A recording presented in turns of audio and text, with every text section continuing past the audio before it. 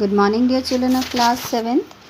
Today we are going to do first chapter of geography, environment in its totality. Totality means हम इस chapter में environment की study करेंगे जिसमें पूरी स्टडी होगी. टोटलिटी मीन्स पूरा, कंप्लीट. सबसे पहले देखेंगे न्यू टर्म्स हैं जो इस चैप्टर में आ रही हैं. These are environment, everything that exist around us in human, biological and physical form. किसी भी तरीके से, किसी भी रूप में एनवायरनमेंट जो हमारे आसपास है, that is in its totality. Physical, abiotic components. कौन कौन सी चीज़ें हैं? Those comes under the word physical. Oxygen, rocks, reverse, soil, all these are under the word physical. What are biological? Biological means plants, animals, man, all this that exist in the environment are the components of biological environment. What are natural environment? Natural environment means जो nature ने अपने आप बना रखा है, human beings ने नहीं बनाया है.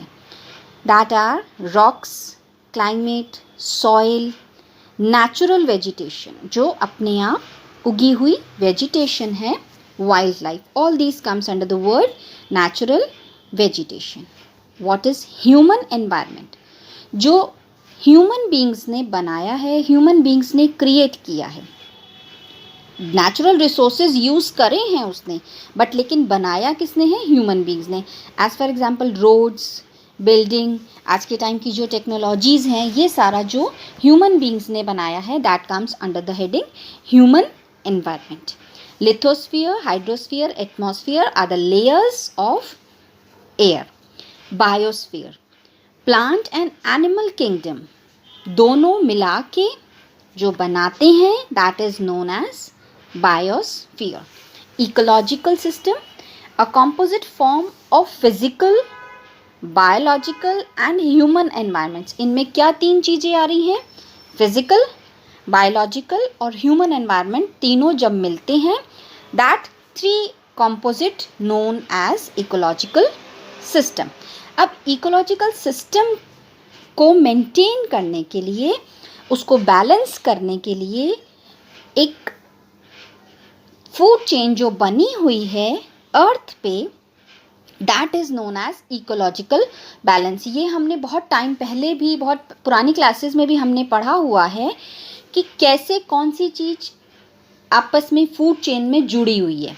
सांप है, वो इंसेक्ट्स को खा रहा है, बड़े एनिमल्स छोटे एनिमल्स को खा रहे हैं, और ह्यूमन बींग्स नॉनवेज के रूप में एनिमल्स को खा रहे हैं. All these are connected.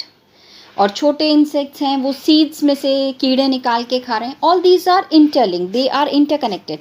All this comes under the word ecological balance. अब फर्स्ट हेडिंग है environment and its component. Environment word कहाँ से आया है? एनवायरनमेंट वर्ड आया है एनवायरन से, विच मीन्स टू सराउंड. हमारे आसपास जो एयर है, जो माहौल है, जो एटमॉस्फेयर है, that is known as surround. And environment literally means surroundings और the things that surround us. हमारे आसपास जो भी चीज़ें हैं. अब हमारे आसपास में सिर्फ ह्यूमन बींग्स नहीं आते, एग्जिस्टेंस ऑफ प्लांट्स, एनिमल्स, सब चीज़ इस एनवायरनमेंट में काउंट होती है. नेचुरल एनवायरनमेंट में दो बेसिक चीज़ें हैं, नॉन लिविंग थिंग्स और अबायोटिक कंपोनेंट्स. अबायोटिक अभी हमने किया था, such as soil, rock, sunlight, temperature, air, water. All these are non living. But what are living? Those will come under the word biotic components. As for example, plants, animals, human beings. All these will be creating biological environment. Human environment क्या हुआ? Human environment जो human beings अपने existence के लिए बनाते हैं, अपने existence के लिए वो उस environment को अपने लिए create करते हैं. अब इस environment में 4 spheres हैं. Spheres means 4 लेयर्स हैं जो आपस में जुड़ी हुई हैं। You can see on page number 5 of geography part कि इस एनवायरनमेंट में अर्थ में एटमॉस्फेयर है, हाइड्रोस्फीयर है, लिथोस्फीयर है, और इन तीनों में जहाँ पर एक एरिया कंबाइन हो रहा है that is known as biosphere. Clear? अब आप एक चीज़ हमेशा ध्यान रखेंगे, biosphere is the region of surface and atmosphere where life exist. सिर्फ हाइड्रोस्फीयर में नहीं, सिर्फ एटमॉस्फेयर में नहीं, सिर्फ लिथोस्फीयर में नहीं, जहाँ पर बायोस्फीयर वाला एरिया क्रिएट हो रहा है, रीजन बन रहा है, वहीं पर ही लाइफ एग्जिस्ट होगी। इस एनवायरनमेंट में जो हमने एनवायरनमेंट की स्टडी करी है, इस एनवायरनमेंट में कभी भी हर जगह एक ही क्लाइमेट नहीं है, एक ही एनवायरनमेंट नहीं है। कहीं पर बहुत बारिश है, कहीं बहुत ठंड है, कहीं बहुत गर्मी है। सब एरियाज़ अलग अलग एनवायरनमेंट में वेरी करते हैं। क्लाइमेट हम देखते हैं, climate time to time change होता है। कभी भी क्लाइमेट एक स्टेबल नहीं रहता है। कभी कहीं पर सर्दी हो रही है, कहीं बारिश हो रही है। पोल्स के साइड में हम देखेंगे वहाँ पर कांस्टेंट है क्लाइमेट, लेकिन उस कॉन्स्टेंसीज में भी टाइम टू टाइम चेंजेस होते हैं। स्लो चेंजेस कौन से होते हैं? Weathering, erosion, deposition. और फास्ट चेंजेस कौन से हैं? Volcanic eruptions, earthquakes, landslides. All these are fast changes.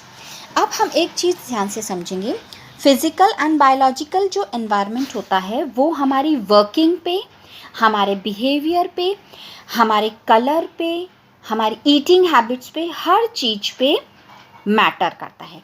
जो पर्सन जिस जगह पर रहता है, जिस एरिया में रहता है, जिस बायोस्फीयर में रहता है, वो उसके अकॉर्डिंग ही, वहाँ की वेजिटेशन के अकॉर्डिंग, वहाँ के एनवायरनमेंट के अकॉर्डिंग अपनी बॉडी को वर्कआउट करता है। एज़ फॉर एग्ज़ाम्पल, कहीं पर बहुत ज़्यादा ठंड है तो नेचुरल है उसको उस हिसाब से अपना खान पान भी रखना पड़ता है, क्लोथ्स भी रखने पड़ते हैं। इसी तरीके से जहाँ बहुत गर्मी है उसको अपने आप को उस तरीके से चेंज करना है। चलिए, इकोलॉजिकल सिस्टम में 2 चीज़ें आती हैं। इकोलॉजिकल सिस्टम में मेन 2 चीज़ें आती हैं, प्लांट्स एंड एनिमल्स। और ये मिलके जो एक एनवायरनमेंट क्रिएट करते हैं, उस एनवायरनमेंट में एनिमल्स भी हैं, प्लांट्स भी हैं, नॉन लिविंग थिंग्स भी हैं। ऐसा नहीं है कि उसमें नॉन लिविंग थिंग्स काउंट नहीं हो रही, उसमें नॉन लिविंग थिंग्स भी काउंट हो रही हैं।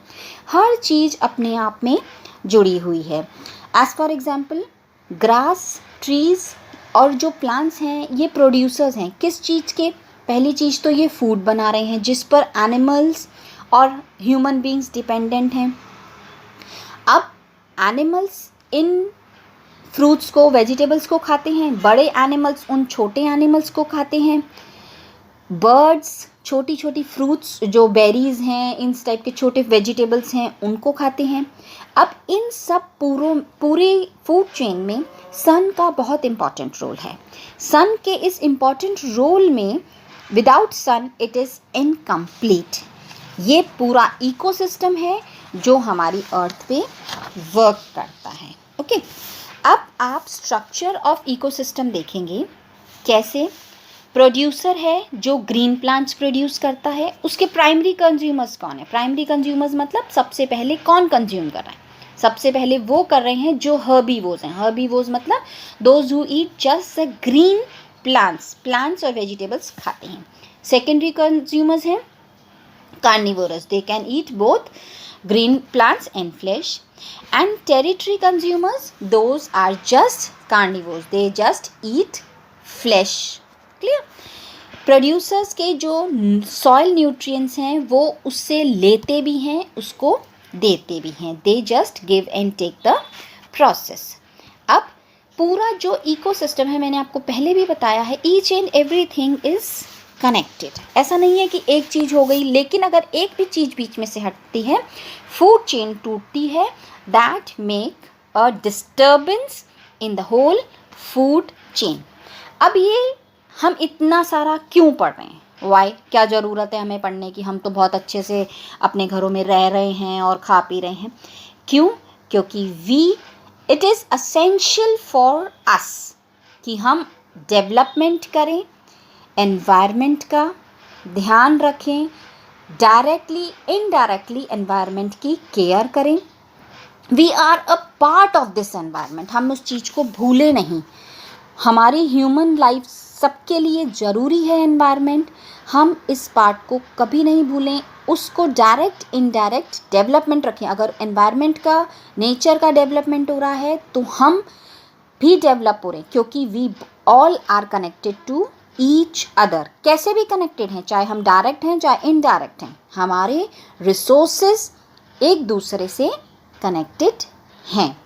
ओके, अब एक मेन चीज़ जो समझने वाली है, that is the only way to save his existence on earth. Man के लिए कहा जा रहा है कि आपको अपने एनवायरनमेंट का ध्यान रखना है। लास्ट लाइन है चैप्टर की कि आपको आपके एग्जिस्टेंस का, अगर आप चाहते हैं आपकी अर्थ पे आपका एग्जिस्टेंस रहे, तो आप इस एनवायरनमेंट का प्रॉपरली